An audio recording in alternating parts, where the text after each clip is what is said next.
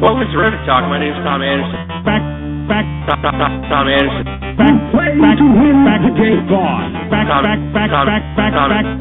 Tom Anderson. Three cash, homie. I feel ready to go another 9 innings. Touchdown. I feel ready to go another 9 innings. Touchdown. Today, I consider myself the luckiest man on the face of the earth.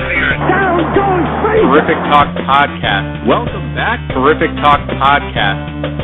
Here comes the hose. I'm your host, Tom Anderson. Behind the bag. It gets through Buckner. Here comes Knight, and the Mets win it.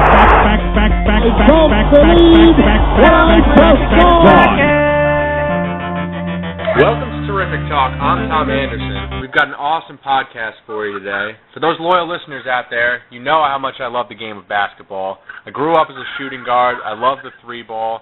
You guys all know that I'm a diehard Nets fan, so I'm really pumped to introduce my next guest. He's a shooting guard. He's also a former Net, and he just happens to have the 11th highest career three-point field goal percentage in the history of the NBA. So without further ado, let's bring him in, Mr. Rise and Grind, Anthony Morrow. Anthony, thanks for coming on. Hey, how you doing, man? Great to have you. And before we get into hoops, I know you, just from reading your Twitter page, that you're a big fan of hip-hop music. You got Kanye and J. Cole's albums coming out. Have you got a chance to listen to either of them yet? I haven't listened to all of them, all of the songs yet on either album. I've been real busy today. Yeah? After, I actually have my summer hoops that I do in my city in Charlotte, so after this, I'm going to that spot. I got to get about 5 or 6 copies of that J. Cole album, man. Supporting the whole team, so. But I know that I've been hearing good things about it. Been getting mixed reviews about Kanye's album. Yeah. So, I'm looking forward to getting Wale's album.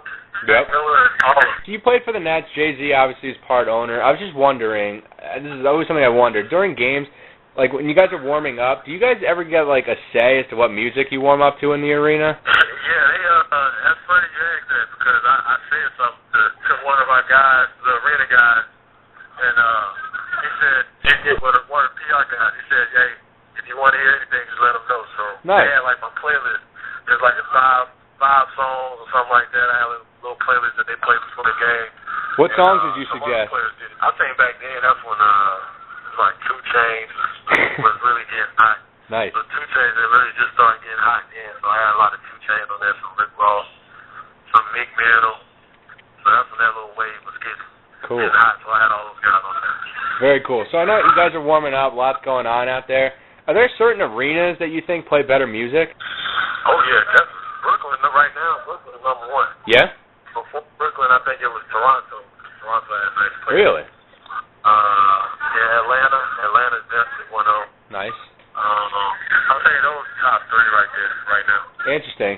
So yeah, you mentioned the Barclays Center. What do you think of it? It's unbelievable, man. Like when you're in there, it's almost like it's unreal. You know what I mean? Like yeah. I can't believe that thing exists.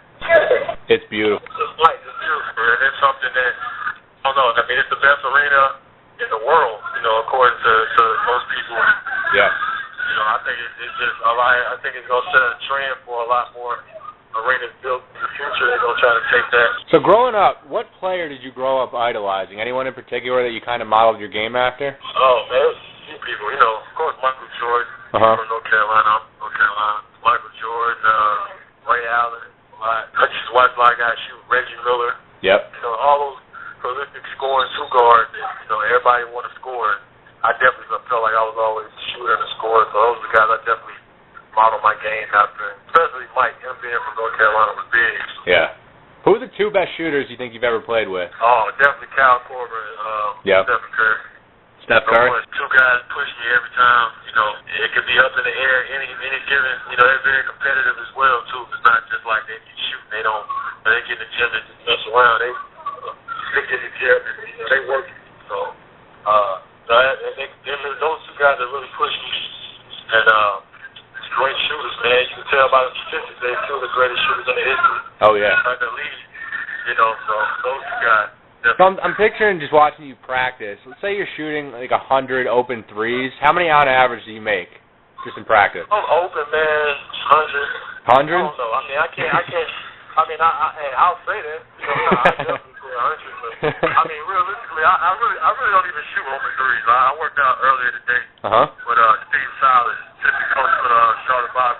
Cool. All solid son. He was my coach out in Golden State, but he's here in Charlotte. We get a lot of work in all season. And all the shooting that I do, we can test everyone. I gotta get it off quick. Yeah. I gotta, it's something where I'm under duress because that's how it is in the game. I'm not getting any open threes for the rest of my career. So everything I do has got to be, like game-like. So that's what I work on. I try to make as many of those as possible. Obviously.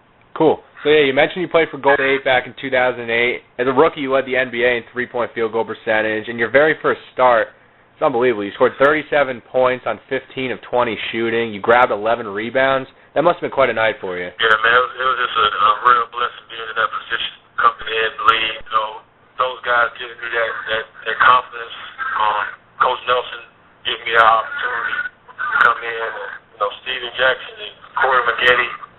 All those guys, Ronnie Turioff, all those guys gave me that confidence to say, stay aggressive. You know what I'm saying? This is the team right here that you can stay aggressive and the coach gonna leave you in and you gonna produce. So stay aggressive, the sky's the limit, And that was it was a special day for me. Oh, so on nights like that where you're just clearly feeling it, you're in the zone, I just wonder, because you're such an amazing shooter with a guy with your talent, are those nights different?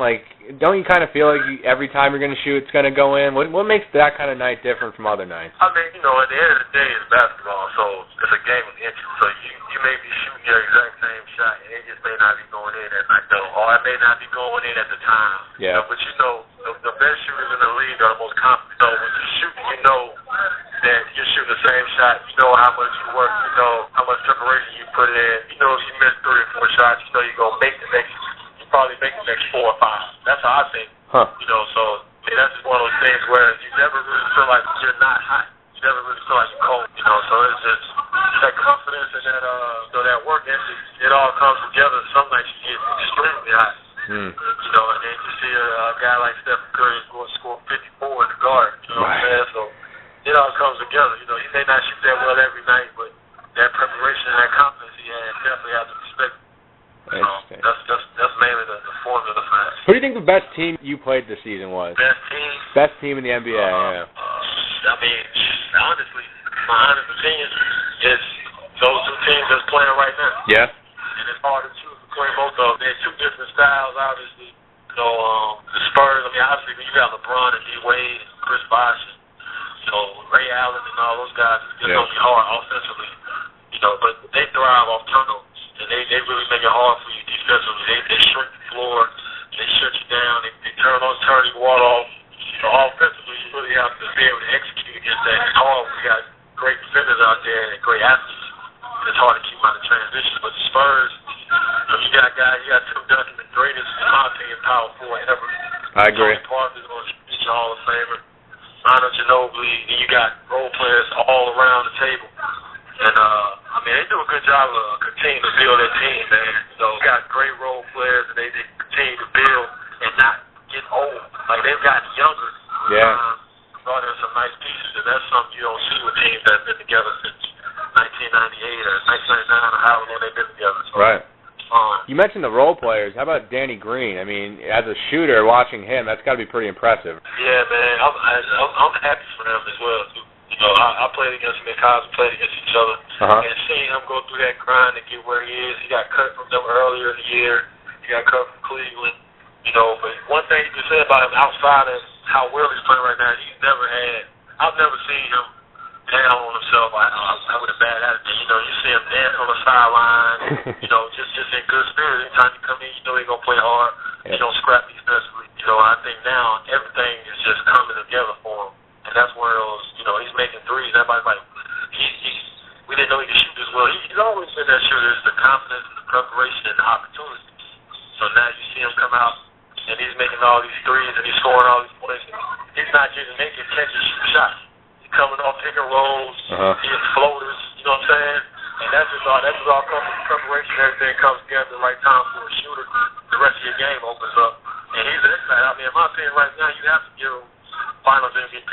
Yeah. I mean, if you're going by, most valuable player to both teams, he's the most valuable player to his team. He's won a lot of games for him. Yeah, he's been awesome. He has been awesome. So, we got Game 6 coming up. What do you think is going to happen tonight? What do you think is going to happen for the rest of the series? Who you got? Interesting, man. I can't even say. That's Every tough. other series I can say. Right now, I honestly think Miami's going to win tonight because I don't see LeBron not coming out having a superhuman night.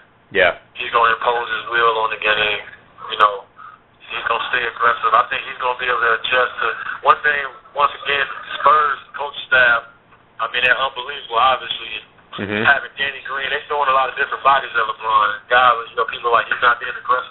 He's being extremely aggressive. Yeah. So when you throw different bodies on him, you know, if he's going to post up, you got to, they throw Borzia on him because he can bang down there with him. Borzia can't stay in front of him, but Danny Green can do a better job standing in front of him perimeter. Kawhi Leonard. Yep. You know, they got a lot of people they can throw at LeBron, and that's tough. You know, you got to grind, have a big body on you, and then come out, you got guys sit down on you like that. It's tough to continue to make plays and have to score.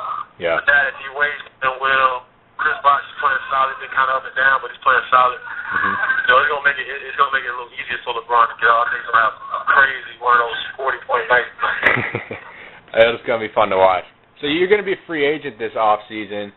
I'm just wondering, what are some of the most important things you kind of look for in terms of just looking at different teams? Oh man, there's so many factors. You know, I mean, I'm just glad that I'm in a position to be, you know, a free agent. I have to worry about the same things I had to worry about, you know, my first time. Yeah. You know, so obviously coming into this situation, you want to be on a team where you're gonna get opportunity to play, you're gonna get opportunity to contribute, you're gonna get, you know, a good city, you got family, you want to be close to your family, your friends. I mean, it's a lot of factors, man. I'm looking at everything. I'm looking at everything right now, and it's gonna be a lot of teams, it's gonna be a lot of options. So I'm just weighing everything, seeing what happens.